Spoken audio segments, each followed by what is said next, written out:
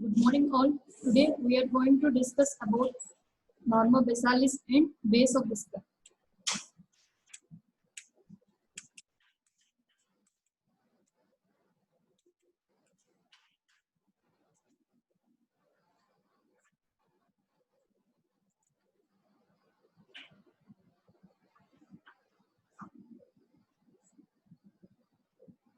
Today we are going to discuss about norma basalis and interior of the base of the skull. See here, this is the skull. Skull consists of the base of the skull. If we remove the wart, we are going to see the interior of the base of the skull. If the skull view from below is the norma basalis. Already you had studied all these normas in the last class. From above it is called as a norma verticalis. From behind it is called as a norma occipitalis. From below it is called as a norma basalis. From front it is called as a norma frontalis. From lateral view it is called as a norma lateralis. If we cut the vault of the skull, here we are going to see the interior of the base of the skull. First we are going to study about the norma basalis. What are the bones forming the norma basalis are? This is the maxillary bone, and this is the palatine bone, and next this is the zygomatic bone, and next this is the temporal bone, and next this is the sphenoid bone, and next this is the occipital bone. These are all the bones which will be forms the norma basalis. Coming to the extension of the norma basalis. In front, it is bounded by the incisor teeth. In front, it is bounded by the incisor teeth. Behind by the external occipital protuberance and superior nuchal lines. Behind by the external occipital protuberance and superior nuchal lines. And on each side by the lower border of the zygomatic bone, and next lower border of the zygomatic arch. From the zygomatic arch, an imaginary line will be drawn up to the mastoid process. From the mastoid process, entire extent of the nuchal lines. These are the boundaries for the norma basalis. In front by the incisor teeth, behind by the external occipital protuberance along with the nuchal lines, and on each side by the lower border of zygomatic bone and lower border of the zygomatic arch. From the zygomatic arch, an imaginary line drawn up to the mastoid process, and throughout the entire extent of superior nuchal lines. This is the extent of the norma basalis. Next, this norma basalis is studied in three parts: anterior part, intermediate part, and posterior part. Anterior part will be extends up to the posterior limit. This is the posterior limit of hard palate. This is the hard palate. This is the posterior limit of hard palate. In front of the posterior limit of hard palate, this is called as the anterior part. From the posterior limit of hard palate till to the anterior margin of foramen magnum. This is the foramen magnum. Up to the anterior margin of foramen magnum, a transverse line will be drawn. This part is called as the intermediate or middle part. Rest of the part is called as a posterior part. These are the three parts we are going to study in norma basalis. First, we are going to discuss about the anterior part. This is the anterior part. In this anterior part, we are going to see this is an alveolar arch of the maxilla. Alveolar arch of the maxilla. Alveolar arch of mandible we had seen in the last class. This is the alveolar arch of the maxilla. And this is the bony hard palate. This is the bony hard palate. This alveolar arch is in horseshoe shape. This alveolar arch is in horseshoe shape. It provides sockets for the maxillary teeth. It provides sockets for the maxillary teeth. See, already we had know the formula of the tooth are two incisors, one canine, two molars, two premolars, and three molars. This is the dental formula. Two incisors, one canine, and two premolars, and three molars. Behind the incisor teeth, we are going to see a foramen. This is called as a incisive fossa. Behind the incisor teeth, central incisor teeth, you are going to see a fossa. This is called as a incisive fossa. First, next we are going to see the hard palate. How the hard palate is formed. This hard palate is arched from side to side and from in front to behind. It is also in arch. It is arched from side to side and before backwards. It is arched in all directions. We can feel with our tongue. It is in arch. Next, coming to the formation of the bone. This anterior three-fourths of the hard palate is formed by the palatine process of maxilla. The anterior three-fourths of the hard palate is formed by the palatine process of maxilla, whereas posterior one-fourth is formed by the horizontal plate of palatine bone. Posterior one-fourth is formed by the horizontal plate of palatine bone. Both these fuses together and forms a hard palate.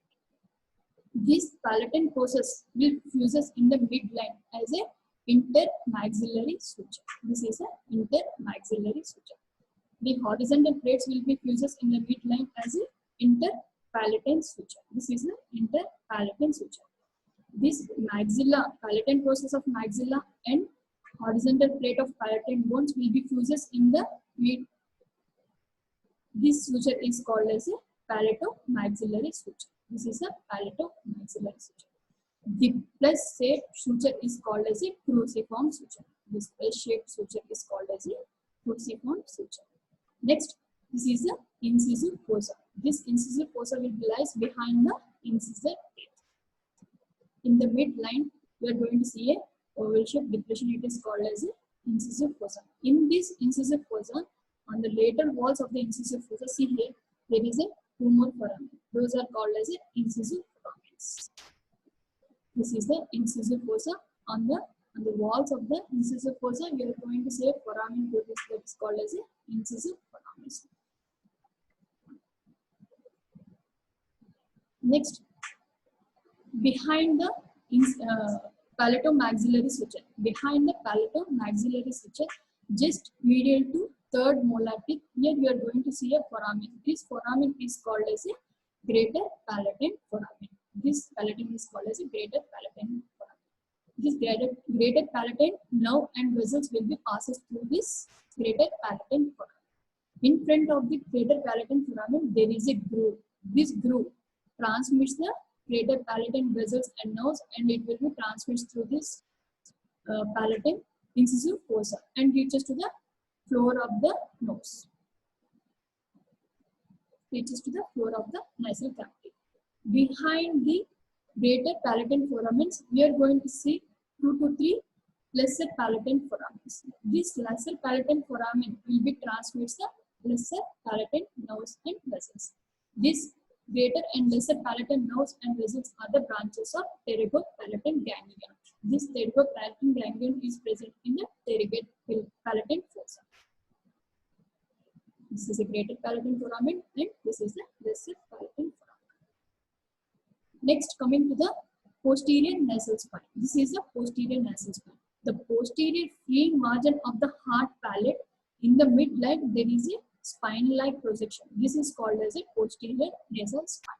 This posterior nasal spine will give attachment for the muscular uvula. This posterior nasal spine, which will be gives attachment for the muscular uvula. In front of the free margin, presented free margin, here there is a one more crust. This crust is called as a palatine crust. This palatine crust will be gives attachment for the palatine aponeurosis. This palatine crust will be gives attachment for the palatine aponeurosis. Whereas the posterior free margin will be gives attachment for the tensor villi palatine muscle. The posterior free margin will be gives attachment for the tensor villi palatine, whereas the crust of palatine crust will be gives attachment for the palatine aponeurosis. Whereas the posterior nasal spine, which will be gives attachment for the muscular uvula. Next, we are going to study about the premaxilla. Angle, junction between the lateral incisor and canine. Here, in some bones, we are going to see a suture. In front of the suture, this portion is called as a premaxilla. This portion is called as a premaxilla. In this premaxilla, you are going to see an incisive fossa. The portion in front of the sutural lines. This part is called as a premaxillary. This is about the anterior part. See here, you are going to see the sutures. These are the incisive sutures. This part is called as a premaxilla. Right? In the hard palate, we are going to see a small pit, small foveas. In this foveas lodges the palatal glands. This is a cruciform suture. This is the palatal crust. This is the posterior free margin of the palate, hard palate. This is the posterior nasal spine. Next, coming to the intermediate part. This is the intermediate part. This intermediate part is formed by bones. What are those bones? This is a vomer bone. This is a vomer bone, and next this is the body of the sphenoid, and this is a basilar part of the occipital. These three bones will be in the midline. What are the three bones? Vomer, body of the sphenoid, and basilar part of occipital bone. This is the basilar part of occipital bone. See here, the vomer will have upper and lower end. The upper end of the vomer will be diverges and forms as a ala. This is the ala of the vomer. The V-shaped bone. This is the ala of the vomer. This ala of the vomer will be articulates with the palatal processes. So here it forms a canal. These two canals are palatovaginal canal and palatovomerovaginal canal. These two are the vomerovaginal canal and palatovaginal canal. Ala of the vomer will be articulates with the body of the sphenoid and forms a two canals, vomerovaginal canal and palatovaginal canal. Next, coming to the inferior surface of the body of the sphenoid. This is the inferior surface of the body of the sphenoid. And these two are the pterygoid plates. This is the medial pterygoid plate and this is the lateral pterygoid plate. Next, this is the adjoining surface of the lateral pterygoid plate. This is the infratemporal surface. Infratemporal surface of the greater wing of the sphenoid. And next, this is the basi-occipital or basilar part of occipital bone. In this basilar part of the occipital bone, we are going to see a tubercle. This is called as a pharyngeal tubercle. This pharyngeal tubercle, which gives attachment for the upper fibers of superior constrictor muscle, which will be forms a wall for the pharynx, which will be forms a wall for the pharynx. Superior constrictor muscle will be attaches from this pharyngeal tubercle. On either side of the pharyngeal tubercle, it will be gives attachment for the longest cavities. Here, it will be gives attachment for the longest cavities. Behind the pharyngeal tubercle, it will be gives attachment for the rectus capitis anterior. It will be gives attachment for the rectus capitis anterior. These are the structures you had seen. These are the bones you had seen in the midline. Vomer, body of the sphenoid, and basilar part of the occipital bone. Vomer will be diverges in the upper end and forms a ala of the vomer. This ala of the vomer will be articulates with the body of the sphenoid and forms a vomerovaginal canal and palatovaginal canal. These are the vomerovaginal and palatovaginal canals. From this palatovaginal canal, it transmits the pharyngeal vessels and nerves. Whereas inferior surface of the body of the sphenoid, which will be forms a roof for the pharynx. Okay, and next in the midline, in the body basilar part, we are going to see a pharyngeal tubercle. This pharyngeal tubercle will be gives attachment for the few fibers of superior constrictor muscle, which will be forms a wall for the pharynx. On either side, it will be gives attachment for longest cavities, and behind that, it will be gives attachment for the rectus cavities.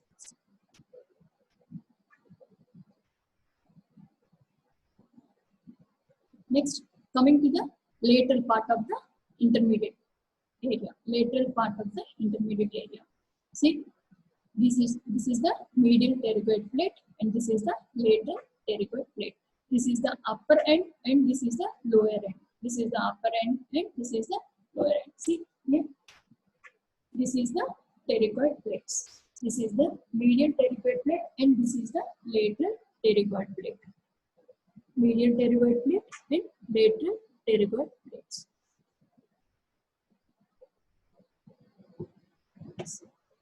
This is now we are going to discuss about the medial pterygoid plate. This is the posterior free border. This is the posterior free border of the medial pterygoid plate is having a tubercle. And next it will be continuous downwards as a fossa. This is called as a scaphoid fossa. This fossa is called as a scaphoid fossa. See, this is a scaphoid. This scaphoid fossa will be gives principal attachment of tensor villi palatal. This scaphoid fossa will be gives attachment for the tensor villi palatal. And next it will be continuous downwards as a tubercle. This tubercle, it is a triangular shaped tubercle or processus. This is called as a processus tuberalis. This processus tuberalis will be supports the medial end of cartilaginous part of auditory tube. This processus tuberalis will be supports the medial end of cartilaginous part of auditory tube. This is the tubercle here. See. And next, it will be continuous downwards as a hook-like projection. This is a hook-like projection. This hook-like projection is called as a hamulus.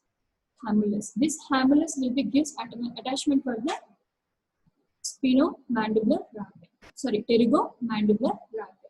This is the hamulus. This hamulus will be gives attachment for the pterygo-mandibular raphe. This pterygo-mandibular raphe will be attached to the mandible. Already we had discussed in the last class. In between the buccinator and superior constrictor muscle, just behind the third molar teeth. This is the attachment for the pterygo-mandibular raphe. From the hamulus to mandible, in between the buccinator and superior constrictor. This is about the medial pterygoid plate. Next, coming to the lateral pterygoid plate. This is the lateral pterygoid plate. This lateral pterygoid plate is also free. Posterior border of the lateral pterygoid plate is also free. It has medial surface and lateral surface. This medial surface of the lateral pterygoid plate will be gives attachment for the medial pterygoid muscle, which will be gives origin for the medial pterygoid muscle. Whereas coming to the lateral surface, this lateral surface of the lateral pterygoid plate will be gives origin for the upper fibers of lateral pterygoid muscle. Upper fibers of lateral pterygoid muscle. This will be inserted into the fovea of the mandible. And next, in the middle, there is a triangular shaped projection. This projection will be gives attachment to the pterygospinous ligament. Pterygospinous ligament. From here, this is the pterygospinous. This is the spinous process. From here to here, it will be gives attachment to the pterygospinous ligament. Pterygospinous ligament. This is about the lateral pterygoid plate. Lateral pterygoid plate having lateral surface and medial surface. This medial surface will be gives attachment for the medial pterygoid muscle. Lateral surface will be gives attachment for the lateral pterygoid muscle. In the middle of the posterior free border, you are going to see a triangular shaped projection. This triangular shaped projection will be gives attachment for the pterygospinous ligament. Pterygospinous ligament, which will be attached to the spine of the sphincter. This will be attached. And next, coming to the adjoining area, which will be formed the infratemporal surface of greater wing of the spine. Infratemporal surface of the, this is the infratemporal surface of the greater wing of spine, which will be forms the roof for the infratemporal fossa. Which will be forms a roof for the infratemporal fossa. Along the margin of the greater wing of the sphenoid, from the upper end of the posterior border of lateral pterygoid, we are going to see a foramen. This is the foramen oval. It is an oval shaped slit just behind the lateral plate of lateral pterygoid plate, which is a slit-like opening. This opening is called as a foramen oval. From this foramen oval, it transmits the mandibular nerve, mandibular branch of trigeminal nerve, mandibular branch of trigeminal nerve. Where you are going to see the foramen oval, just lateral to the lateral pterygoid plate, right? Upper end of the lateral pterygoid plate. This is the foramen oval.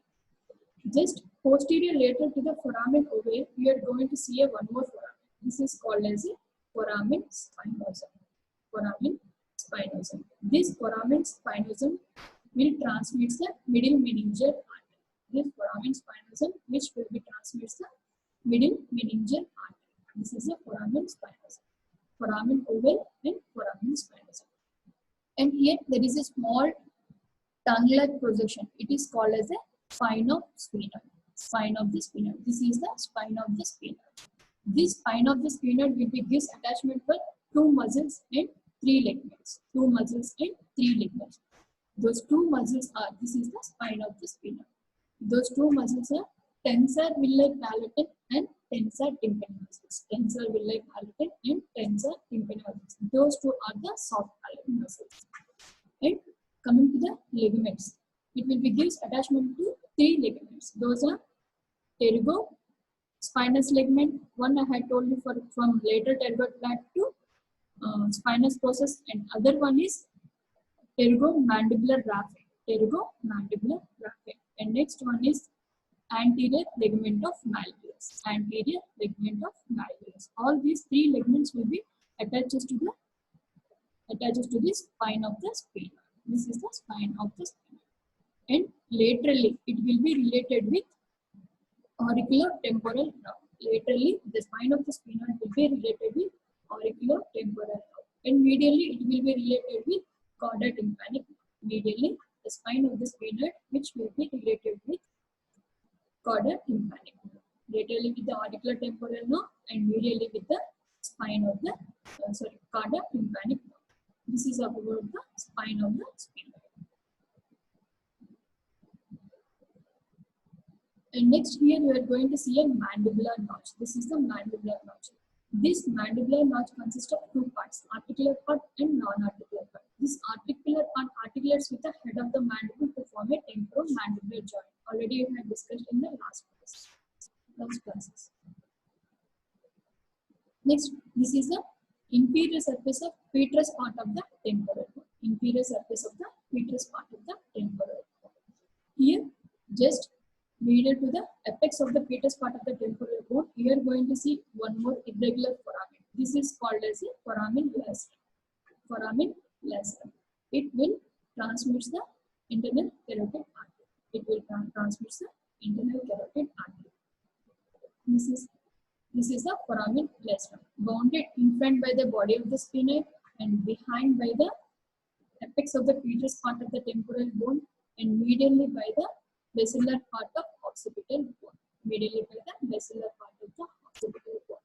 This is the boundaries for the foramen lacerum.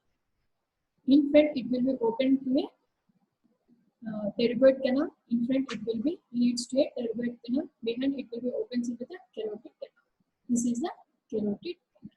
This is the carotid canal. Behind that, in between the occipital bone and petrous part of the temporal bone, here we are going to see one more foramen. See here, it is clear. This is called as a jugular foramen. This is called as a jugular foramen. In front, it is formed by the jugular fossa. Behind, it will be formed by a jugular notch. Jugular fossa is formed by petrous part of the temporal bone, whereas jugular notch is formed by the occipital squamous part of the squamous part of the occipital bone. This is the squamous part of the occipital bone. This is about the medial part. This is called as an intermediate or middle part of normobasalaris. In between this articular and non-articular part, here there is a small fissure. This is called as a squamotympanic fissure. How the squamotympanic fissure is formed? By downward edge of tegment tympani, which will be comes from the cranial cavity to normobasalaris. Here we can't see here. Here we are going to see a squamotympanic fissure. This squamotympanic fissure again divides into 2 fissures. That is pterygo-squamous fissure and pterygotympanic fissures. Pterygo-squamous fissure and pterygotympanic fissures. This is about the intermediate part of normobasalaris. Next, coming to the posterior part of normobasalaris. This is the posterior part. It will be extends from a line behind the anterior margin of foramen magnum. This is the posterior part of normal vessels. Here mainly we are going to see a foramen, large foramen. It is called as a foramen magnum. It is called as a foramen magnum. Its anterior posterior dimension is 3.5 centimeters, whereas its transverse diameter is 3 centimeters. Its anterior posterior dimension is nearly 3.5 centimeters, whereas its side to side dimension is 3 centimeters. It says anterior margin, posterior margin, and lateral margins. This anterior margin will gives attachment for the anterior atlanto-occipital membrane. Posterior margin for the posterior atlanto-occipital membrane. This foramen magnum is divided into two compartments by the attachment of alar ligament. Here it will be attached to the alar ligament. Front is a osteoligamentous compartment, and behind the alar ligament is a neurovascular compartment. Osteoligamentous compartment, which will be gives attachment for the ligaments. It will be gives attachment for the apical ligament, and next cruciate ligaments, and next membranous tectorium. All these ligaments will be passes through this anterior compartment. It is called as a osteoligamentous compartment. Behind the alar ligament, it is called as a neurovascular compartment. This neurovascular compartment transmits the lower part of the medulla oblongata and spinal cord. It transmits the lower part of the medulla oblongata and spinal cord. And next, it transmits the anterior and posterior vertebral arteries. It transmits the anterior and posterior vertebral arteries. Along with that, it will transmit the spinal accessory nerve, lower part of the spinal accessory nerve. Along with it, some sympathetic plexus also will passes from this foramen magnum. These are the main contents in the foramen magnum. And next, these two are the occipital condyles. These two occipital condyles will be articulates with the lateral mass of atlas. Atlas is nothing but it is the first cervical vertebra. It will be articulates with the lateral mass of atlas, which will be forms a atlanto-occipital joint. Atlanto-occipital joint. This occipital condyles is convex. This occipital condyles is this convex and articulates with the lateral mass of atlas and forms a atlanto-occipital joint. Atlanto-occipital joint. And next, the center point of the anterior margin. The center point of anterior margin. This point is called as a basion. This point is called as a basion. Center point in the anterior margin of the foramen magnum is called as a basion. Next, in front of the anterior part of the occipital condyles, here you are going to see a canal. This is called as a hypoglossal canal. This view will be seen in the interior of the base of the skull. Behind the occipital condyles, you are going to see a foramen. This is called as a condylar foramen. This is called as a condylar foramen. It transmits the emissary veins. It transmits the emissary veins. And next, lateral to the occipital condyles, there is a notch. This notch is called as a jugular notch. This jugular foramen transmits 8, 9, 10 cranial nerves. 9, 10, 11 cranial nerves. Glossopharyngeus, vagus, and accessory cranial nerve will be transmitted through this hypoglossal jugular foramen. Just lateral to that jugular foramen, you are going to see a thin slender-like projection. Thin slender-like projection. This projection is called as a styloid process. Just behind the spine of the sphenoid. Just behind the spine of the sphenoid. Just lateral to the jugular foramen, it is called as a styloid process. Styloid process. This styloid process is thin slender. This will give attachment for 2 ligaments and 3 muscles. Those 3 muscles are stylohyoid muscle and styloglossus muscle and stylopharyngeal muscle. Stylohyoid muscle, styloglossus muscle, and stylopharyngeal muscle. Already you had studied in the last class. And next, coming to the two ligaments. Those are stylohyoid ligament and stylomandibular ligament. The stylohyoid ligament will be attached to the hyoid bone, whereas stylomandibular ligament will be attached at the angle of the mandible. Stylomandibular ligament. And coming to the relations of the styloid process. Laterally, it will be related with the parotid gland and facial. Laterally, it will be related with the parotid gland and facial. Medially, it will be related with the internal carotid artery. See, this is the carotid canal. Through this internal carotid artery will be passed. For this styloid process, laterally it will be related with the facial nerve and carotid gland. Medially, it will be related with the internal carotid artery. This is about the styloid process. And next, this is the mastoid process. This mastoid process is a conical shaped projection. It is called as a mastoid process. Just posterior lateral to the styloid process, you are going to say a mastoid process. This is the mastoid process.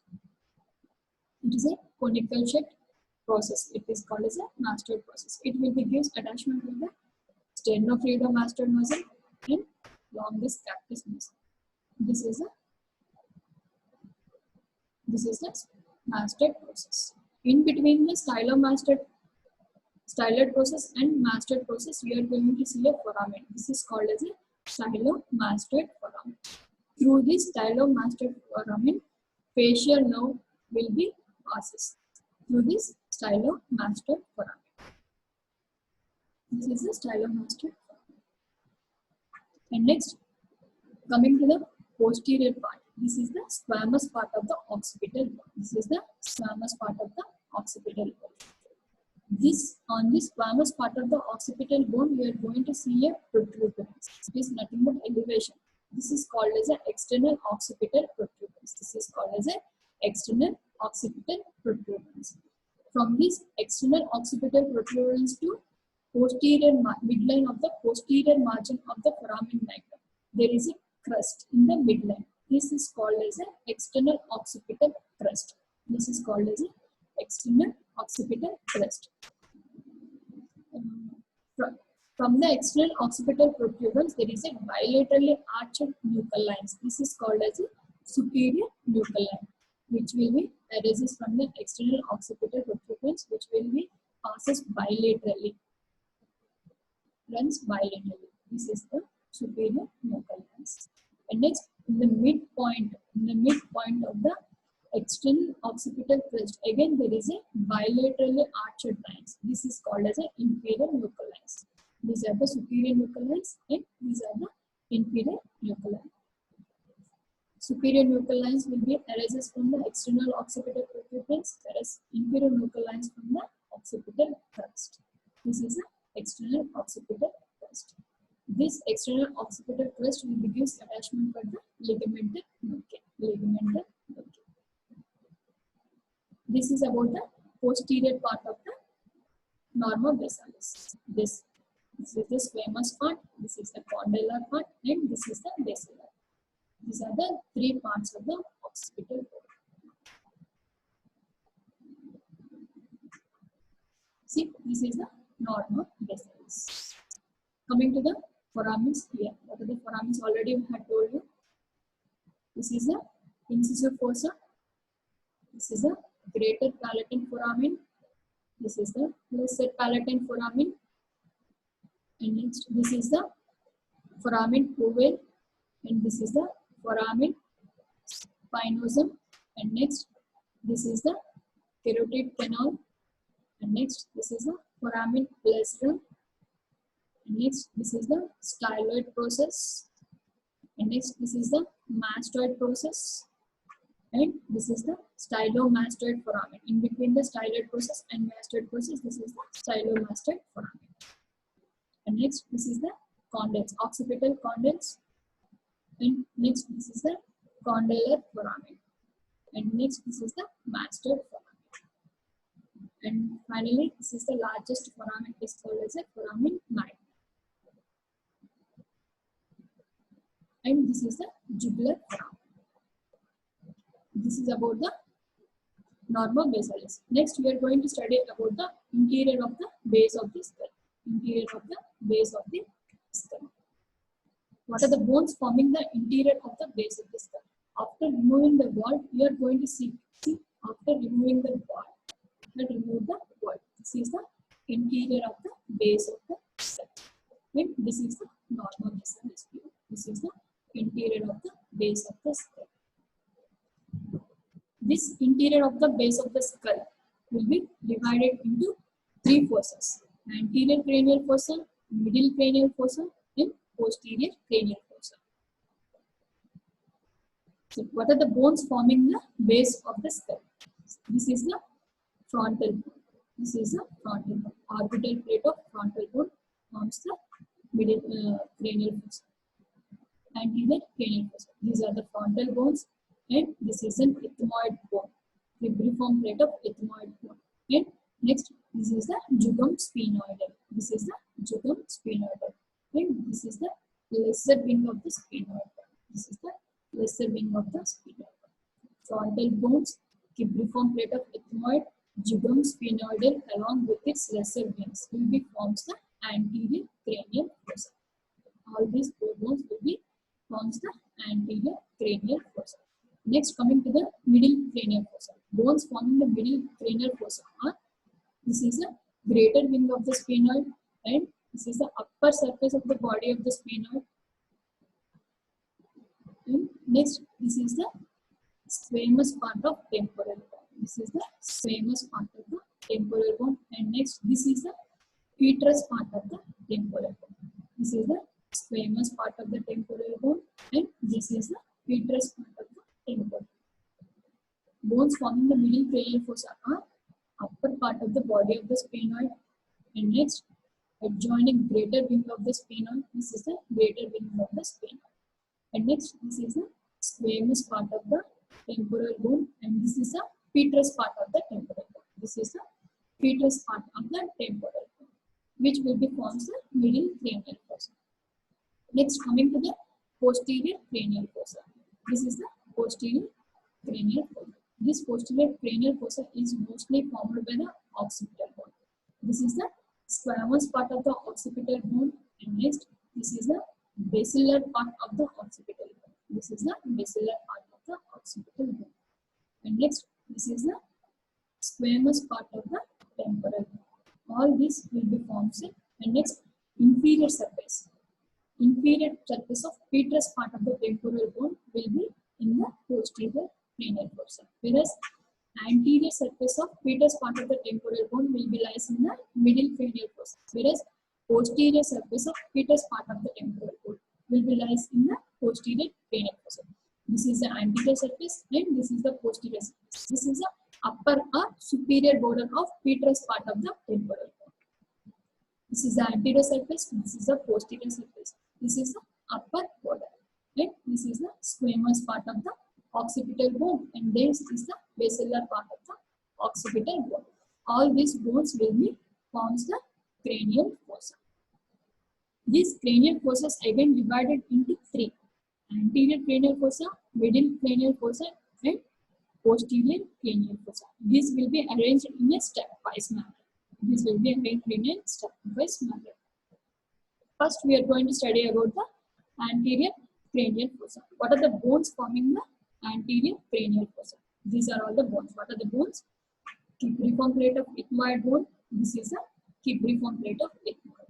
Why it is called as a cribriform? There is a small pores, like sleeve-like pores. So it is called as a cribriform plate of ethmoid bone. In this cribriform plate of ethmoid bone, we are going to see a triangular shaped projection. See here, it is very prominent. This is called as a triangular shaped projection. This triangular shaped projection is called as a crista galli. This triangular shaped projection is called as a crista galli. This crista galli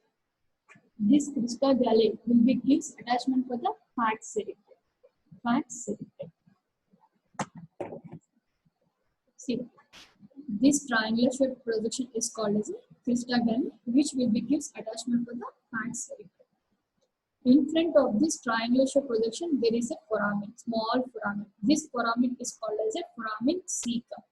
This foramen cecum transmits the emissary wave to superior sagittal sinus. This is the foramen cecum. In front of the foramen cecum, there is a crust. This crust is called as a frontal crust.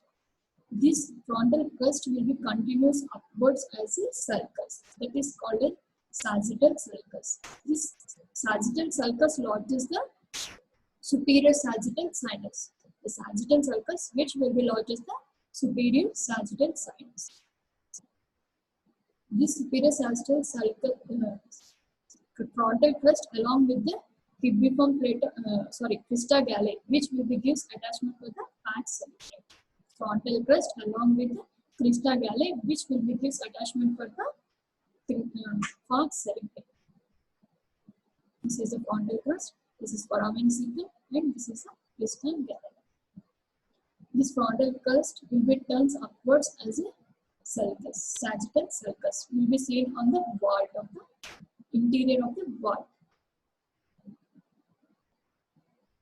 And next, coming to the anterior and posterior ethmoidal canals. Here, just to the crista galli, here we are going to see a foramens, anterior and posterior ethmoidal foramens towards the medial end of the crista galli. This anterior and posterior ethmoidal canals transmits the anterior and posterior ethmoidal nerves.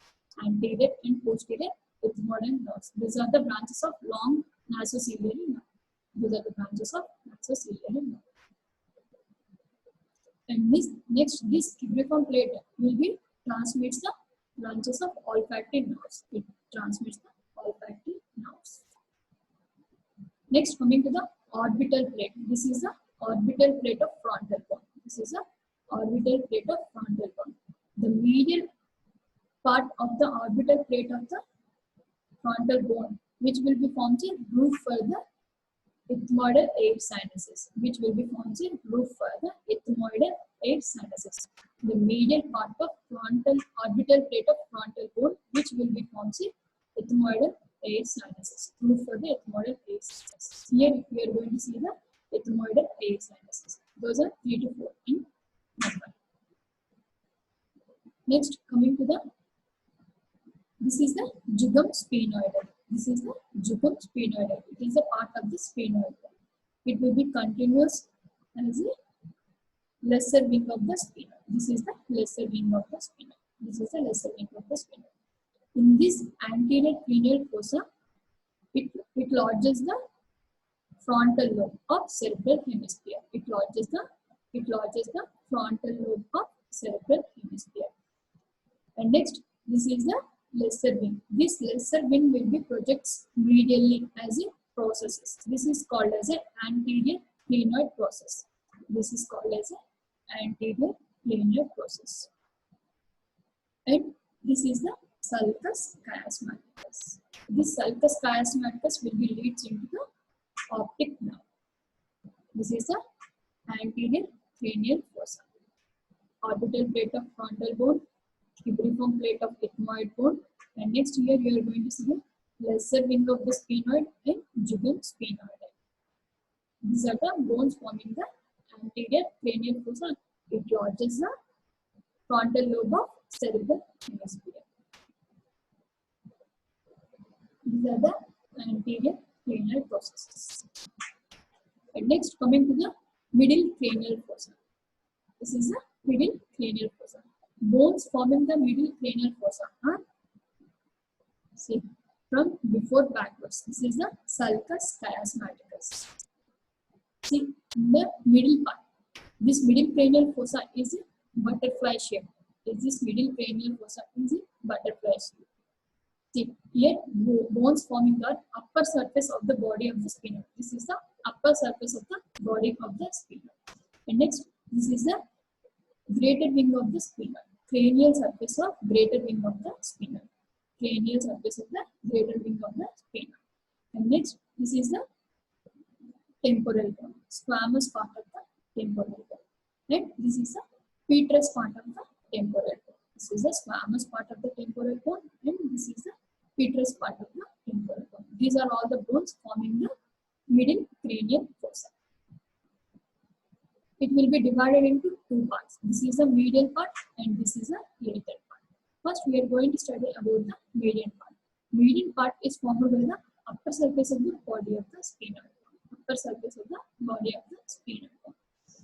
In this upper surface of the body of the sphenoid bone, here you are going to see a sulcus. This is called as a sulcus chiasmaticus. In fact, it will be seen as a sulcus. It is called as a sulcus chiasmaticus. This sulcus chiasmaticus will be leads into optic canal. It will be leads into optic canal. Optic foramen leads into. And next, behind the sulcus chiasmaticus, this is called as a sella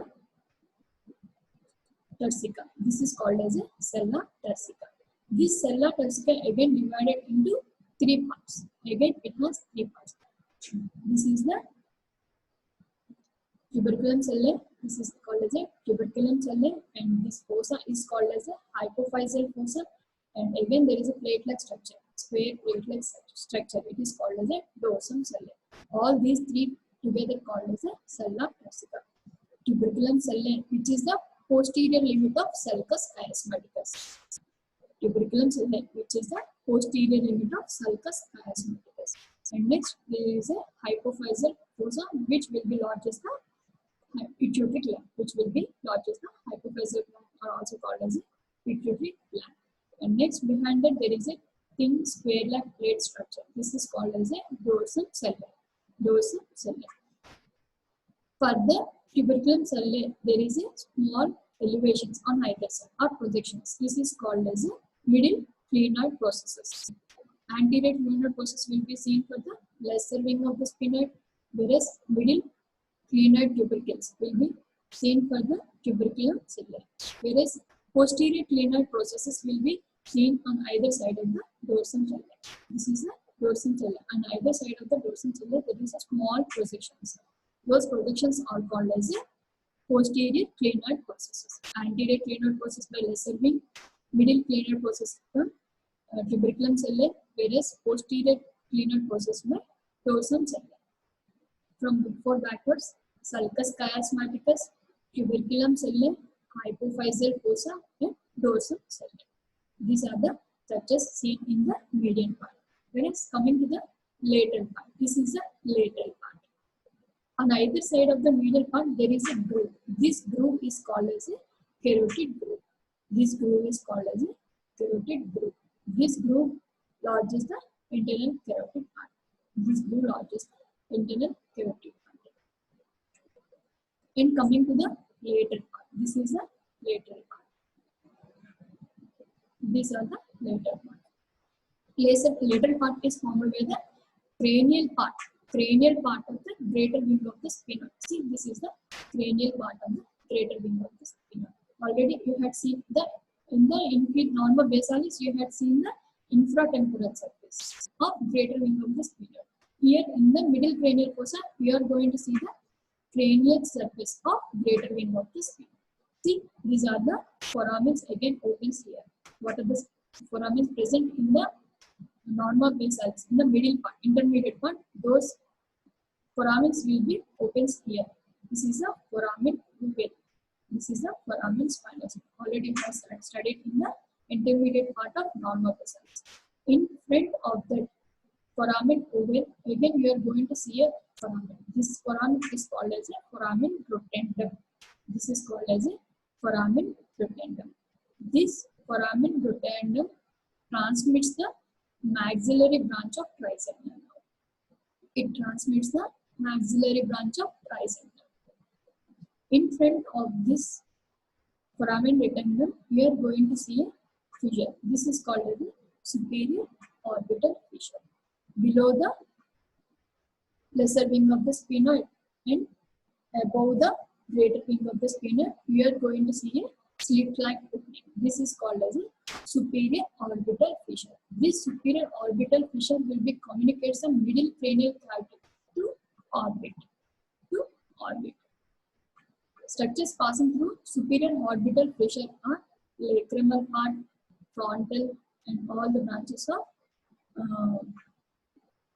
ophthalmic nerve, trochlear, and trigeminal branches. All this will be passes through the superior orbital fissure. Along with that, superior ophthalmic vein will be passes through the superior orbital fissure. Below that, here posterior related to the superior orbital fissure, you are going to see a foramen rotundum. This foramen rotundum will transmits the maxillary branch of trigeminal nerve.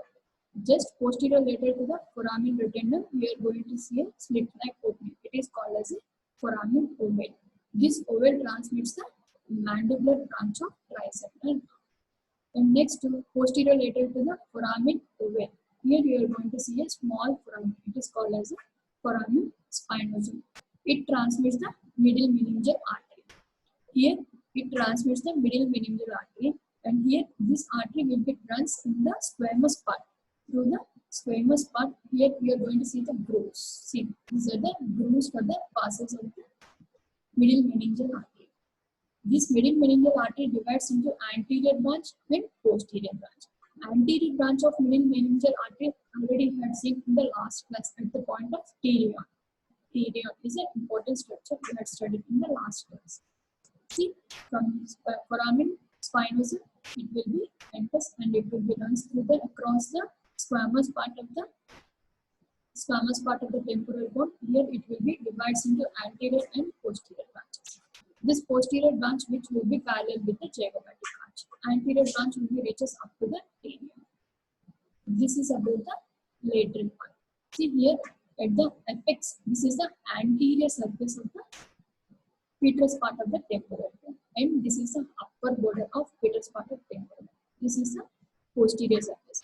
The anterior surface will be seen in the middle cranial fossa, whereas posterior surface of petrous part of the temporal bone will be seen in the posterior cranial fossa. See here in the anterior part, you are going to see a fossa. This is called as a trigeminal fossa. This trigeminal fossa lodges the trigeminal ganglion. This trigeminal fossa, where it is present just at the apex of the petrous part of the temporal bone. Here you are going to see a trigeminal fossa. This trigeminal fossa lodges the trigeminal ganglion. This trigeminal ganglion along with dural fold, it is called as a cavum trigeminal. Cavum trigeminal. Cavum trigeminal is nothing but trigeminal ganglion along with its dural fold. It is called as a cavum trigeminal.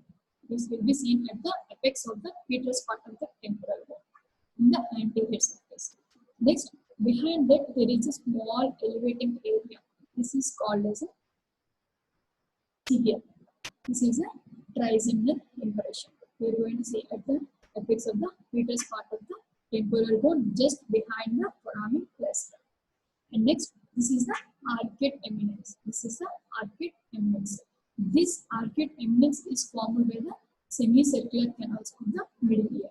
This arcuate eminence appears because of the presence of the semicircular canals in the petrous part of the temporal bone. And this is a tegment tympanate plate, thin plate. This tegment tympanate thin plate, which will be forms a roof for the auditory tube. Behind that, we are going to see the mastoid antrum. These are the three important structures seen in the anterior surface of petrous part of the temporal bone. One is trigeminal impression, arcuate eminence, and tegment tympanate. These are the three parts. This is about the middle cranial fossa. Next, coming to the posterior cranial fossa. This is the posterior cranial fossa. Bones forming the posterior cranial fossa are posterior surface of petrous part of the temporal bone. See, this is the upper border, and this is the posterior surface of petrous part of the temporal bone, and this is the basilar part of occipital bone. And next, this is the squamous part of the occipital bone. See, this is the dorsum celli. On either side of the dorsum celli, there is a processes. These are called as a posterior clinoid process. These two are the posterior cranial process. And next, this is a foramen magnum, which will be seen in the floor of the squamous part of the occipital bone. This is the largest foramen, already we had discussed in the last norma basalis. And next, this is the jugular foramen. See, this is the jugular foramen. Jugular notch is formed by the occipital bone, whereas jugular fossa is formed by the petrous part of the temporal bone. This is the jugular foramen, which will be transmits the 9, 10, 11 cranial nerves. Next, this is the from the dorsum cellae, there is a sloping downwards area. This sloping downwards area is called as a clivus. So sloping downward area is called as a clivus. Clivus. C-L-I-V-U-S. Clivus. This clivus will be related with the medulla and pons. Medulla and pons. This clivus will be related with the medulla, pons, and interbasilar artery and basilar artery. And next, these are the two fossas. These fossas are called as a cerebellar fossas. These two are called as a cerebellar fossas, which will be lodged as the cerebellum or midline. In the middle of the midline, in the anterior, here you are going to see one more protuberance. This is called as a internal occipital protuberance. Internal occipital protuberance. It is called as a confluence of venous sinuses. Here, the transverse sinus, superior sagittal sinus, inferior sagittal sinus, all the sinus will be meets here. So it is called as a confluence of venous sinus. It is called as a internal occipital protuberance.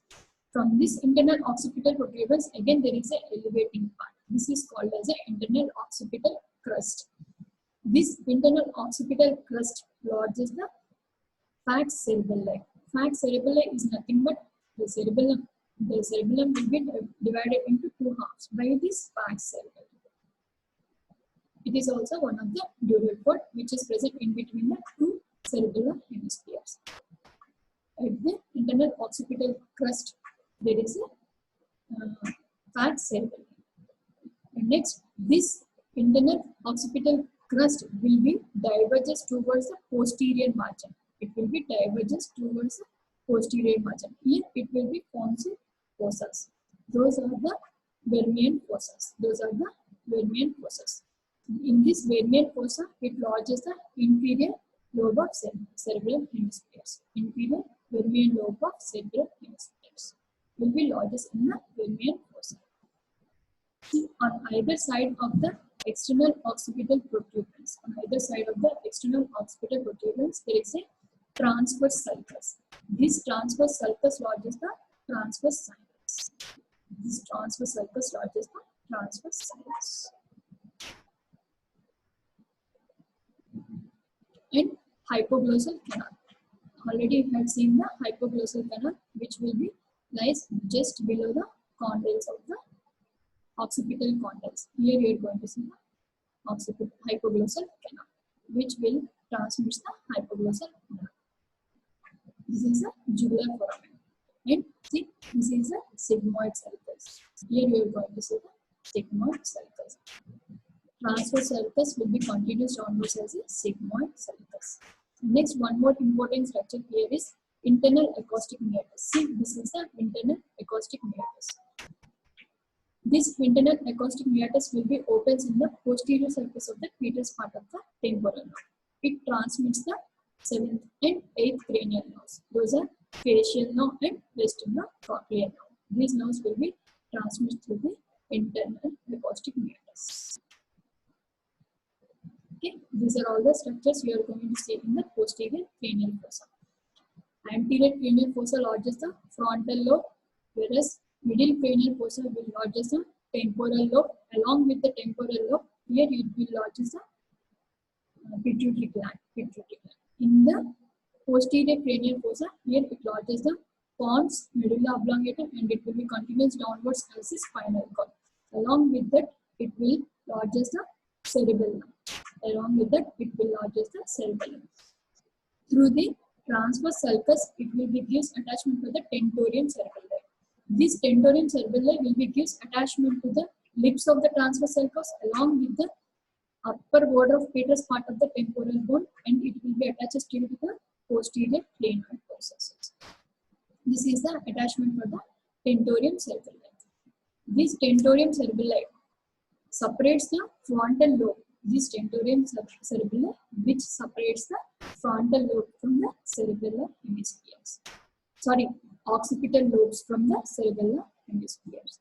The tentorium cerebelli is nothing but one of the dural fold which is present between the occipital lobe and cerebellar hemispheres.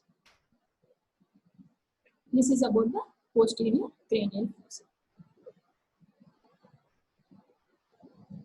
Thank you.